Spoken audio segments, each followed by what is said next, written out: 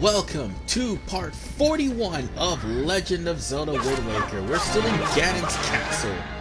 And now it's time for us to finish off the boss rush room in the Earth Temple room. Oh god, the Earth Temple room. Just being reminded of the Earth Temple just pisses me off. Now, here's the thing about this area. There will be falling coffins, and those falling coffins will have enemies. The ones that I just rolled through, they're not important because they had red baubles and re-dead.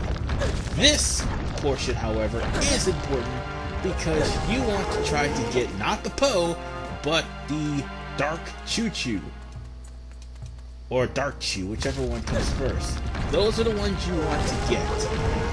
So, yeah, I did take a lot of lumps there, but you want to stand right in the sunlight and aim your shield at the Poe or the Dark Chew that happen to come your way.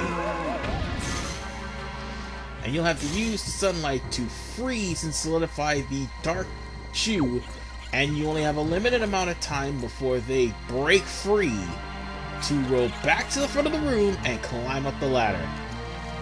I mean, to climb up the stairs once the switch is activated. That's what I meant to say. And you have to do this twice. And it's a rather annoying thing. Yeah, this is why this room gets its own dedicated part. Plus, I also get past the boss in this room, but not to mention unlock the checkpoint of the room. So just roll up the stairs and you'll be fine. Now, that leads us to this room stairs.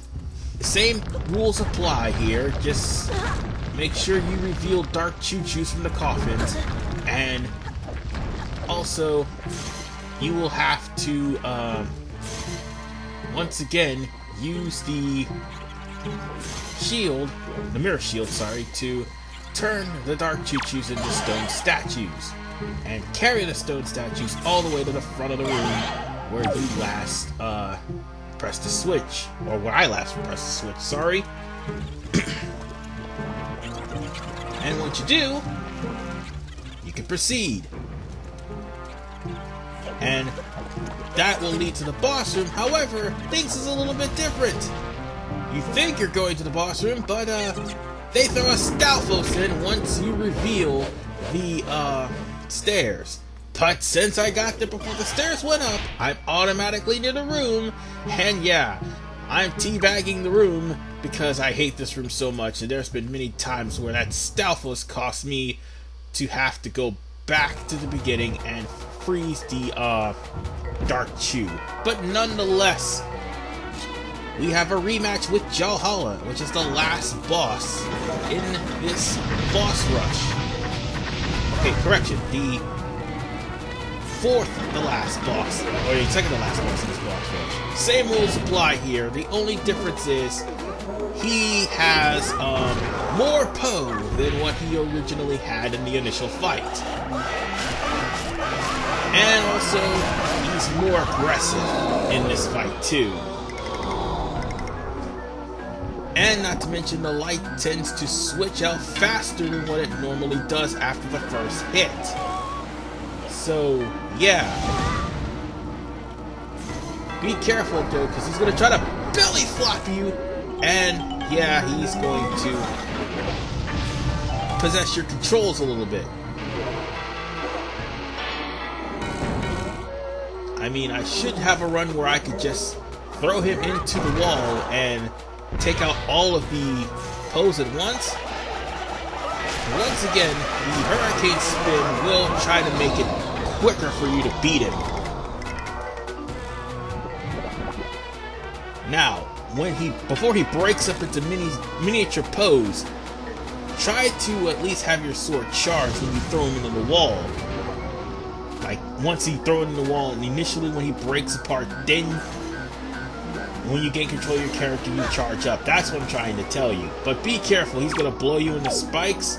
The light's going to change. He's going to try to belly flop you and curse you.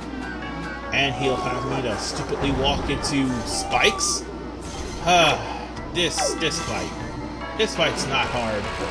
It's just the fact that He's much more aggressive, and the light just switches faster than what you can actually get to. And I make the mistake. There's only 5 Po left. Okay, 4. And I make the mistake of trying to chase them individually.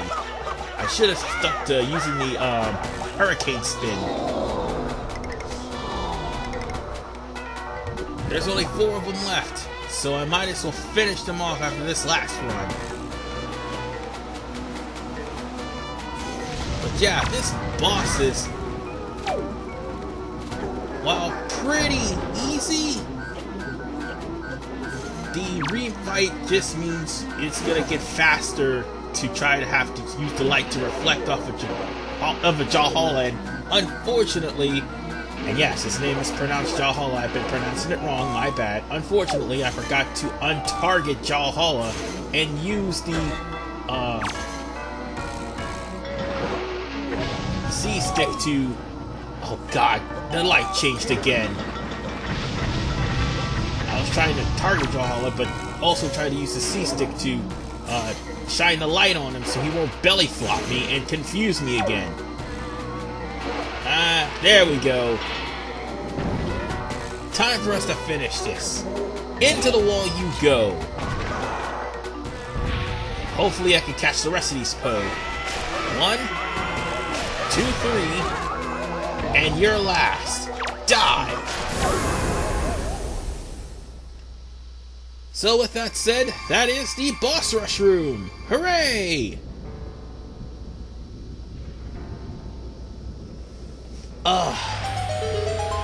That was a rather annoying room. But this tower is going to be full of puzzles. I mean, that was just the boss rush room, and it had a few puzzles in and of itself. I'm going to go ahead and pick up some hearts while I still can, and I just realized that 12 is not enough hearts for the rest of this room. I can assure you that.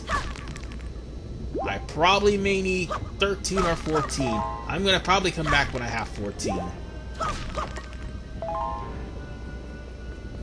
But, or for the most part, I'll probably come back when I have 16, like I originally promised. If I could find that many heart pieces, or remember where they are. Whatever the case, make sure you equip your items, because, yeah, after every single fight, your items are de-equipped. And with Jahala, you honestly didn't need any items. But the mini blends. Thankfully, we'll never have to see these pricks ever again. Because once I proceed further, all I practically need to do is just, excuse me, unlock the room that, leads up to the Forsaken Fortress. So how am I going to do that? And yes, you could do that from here, actually. There is a room, I do believe, to the left that has a bunch of switches. Although, what past me should have done is gone to the room to the right, because the room to the right will show you how to activate the room to the left. But past me just forgot what to do. Not to mention, went the wrong order as well, even if he knew the order. So, yeah. It's cringeworthy that I'm doing this. But, to be fair, it's... the order to this dungeon is rather simplistic. No, it's not really simplistic. You gotta commit it to memory. That's what I meant to say. And if you don't, and see, I did something similar to what you needed to do. If you don't commit it to memory and you forget, well, you're gonna keep fumbling around. And speaking of fumbling around, past me just realized that he royally screwed up. Gee, I wonder if I'm missing something.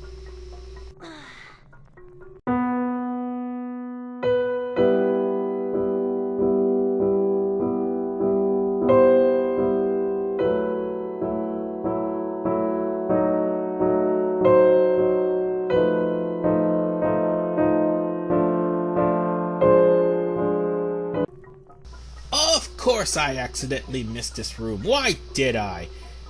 Now, as you see here, what you're supposed to do was hit the switches that's in the opposite room in the order that was just shown, which is Mulgara,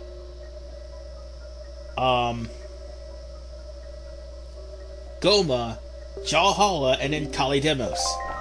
The opposite of, well, no, actually, it's not really the opposite of what I did because I took them on in a different order. Whatever the case,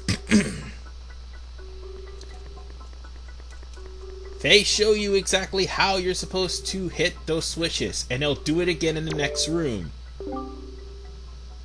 Now then, this right here, remember what you see on that slab, because when we come back here in part 43, that hole leads to a room which up until we beat that maze is the point of no return. So now it's time to open up a point where we can return. And as before, Mulgara, Goma, Jalhalla, and Kalidemos. So, what does pass me do? The exact opposite. You'll see. You'll see.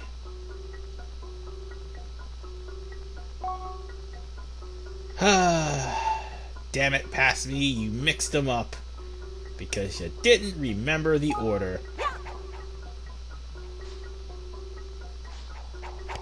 Damn it. Now here's the right order. 1.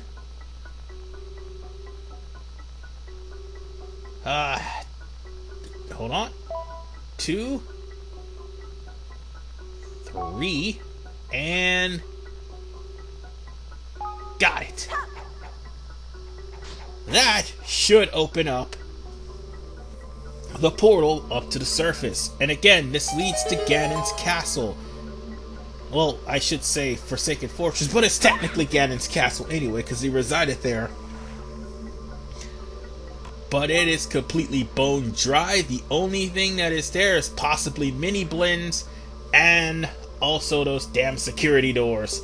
Other than that, if there's any treasure that's in there, you can get it while it's there, because there's nothing there. No moblins, no floor masters, nothing's in the Forsaken Fortress anymore.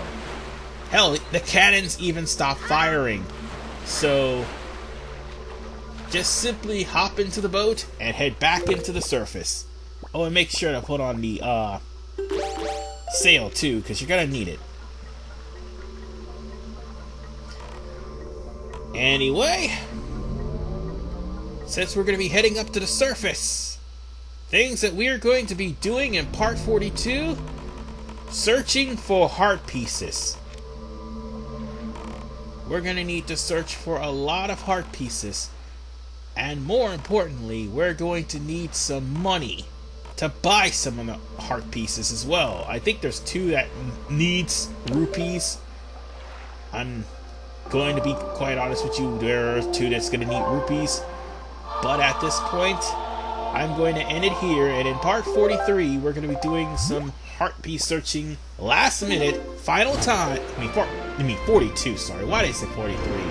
43 is when we come back here and settle the score with Ganon.